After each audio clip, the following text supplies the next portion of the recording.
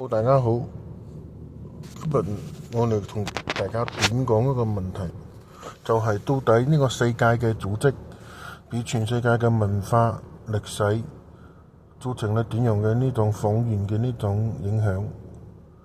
我哋從二戰啱結束嘅時候，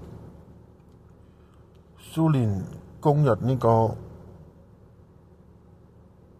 柏林，就係納粹德國嘅首都嘅時候，揾唔到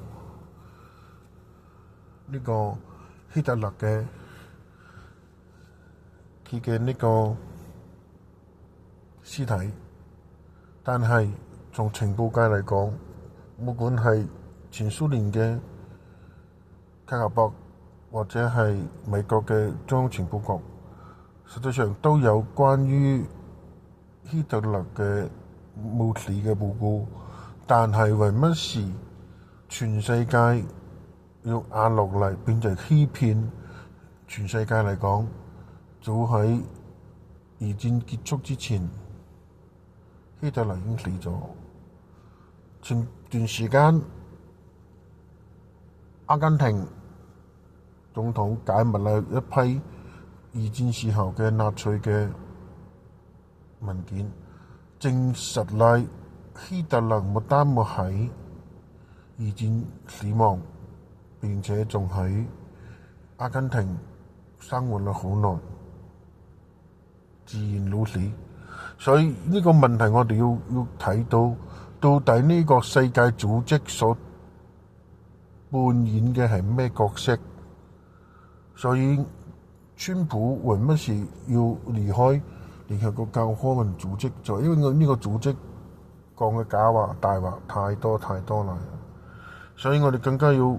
思考到底仲有幾多嘢呢個世界冇話俾我哋知，到底有幾多秘密佢哋仲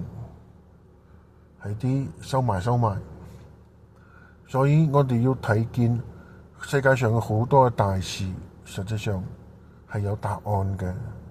唔係冇有答案，就只係佢哋製造冇有答案嘅假象。所以我哋要好好思考，到底仲有幾多事情？聯合國特別係50年代同中共傾嘢之後，到中華民國踢出呢個聯合國，實際上中華民國自己都有責任。為乜事？因為佢哋同呢個世界同路好，講咗大話，只有只少數嘅人講咗真話。所以我哋要好好嘅諗一下，到底仲有幾多秘密？包括聯合國喺內呢個國際組織會同我哋講到。多謝大家收聽收睇我嘅呢個時政短講，我哋下次見。